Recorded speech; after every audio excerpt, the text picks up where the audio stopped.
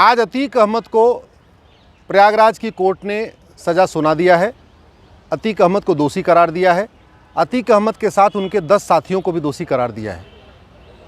अतीक अहमद के खिलाफ 108 मुकदमे हैं, 2, 4, 6, 10 मुकदमे नहीं, 108 मुकदमे हैं। और उन मुकदमों में पहले जो है पुलिस चार्जशीट ही नहीं फाइल करती थी। चार्जशीट फाइल हो जाती थी तो पुलिस अच्छा वकील खड़ा करके बहस नहीं कराती थी। इसलिए किसी भी मामले में आज के पहले अतीक अहमद को सज़ा नहीं हुई। 108 मुकदमे के बाद आज पहली बार अतीक अहमद को सज़ा हुई है, क्योंकि अतीक अहमद का मैटर एमएलए एमपी कोर्ट में ट्रांसफ़र हो गया था। 2016 के पहले तक सांसदों विधायकों का मुकदमा सालों साल चलता रहता था, कभी सज़ा होती ही नहीं थी। मैंने 2016 में पीआईएल फाइल किया कि सांसदों और विधायकों के मुकदमे के शीघ्र निस्तारण के लिए 1 साल के अंदर फैसला करने के लिए स्पेशल एमएलए एमपी कोर्ट बनाई जाए। 2016 मैंने पीआईएल फाइल किया। 2017 में सुप्रीम कोर्ट का जजमेंट आया, जिसमें जस्टिस गगोई साहब इस मैटर को सुन रहे थे। उन्होंने आदेश दिया कि अब पूरे देश में एमएलए एमपी के मुकदमों को 1 साल के अंदर डिसाइड करने के लिए special fast track MLA MP court बनेगी। 2017 में फैसला आया सुप्रीम कोर्ट का।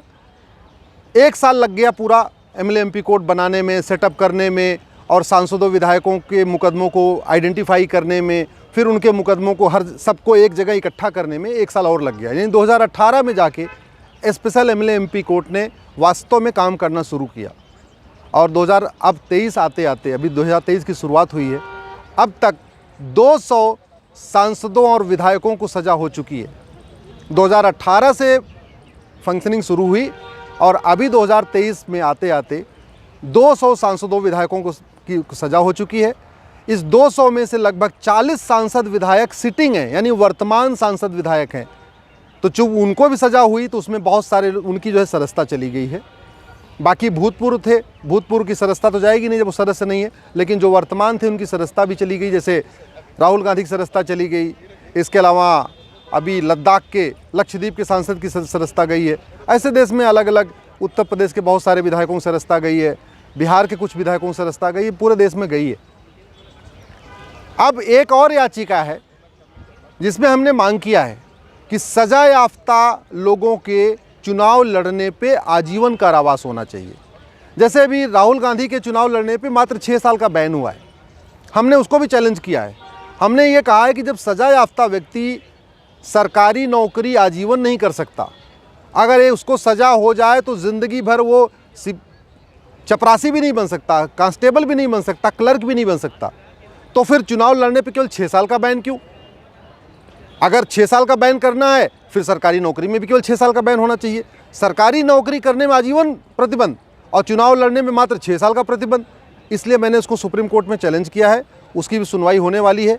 हमें पूरा भरोसा है कि अब अतीक अहमद हुए, राहुल गांधी हुए या देश भर में और जो लोग सज़ा याफ्ता हैं, इनके चुनाव लड़ने पे आजीवन प्रतिबंध होगा।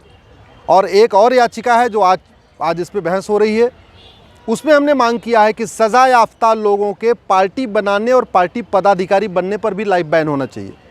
अभी चुनाव लड़ने पे केवल 6 साल का बैन है, उसको हमने अलग चैलेंज किया हुआ है, लेकिन पार्टी बनाने और पार्टी पदाधिकारी बनने पे तो कोई बैन नहीं है।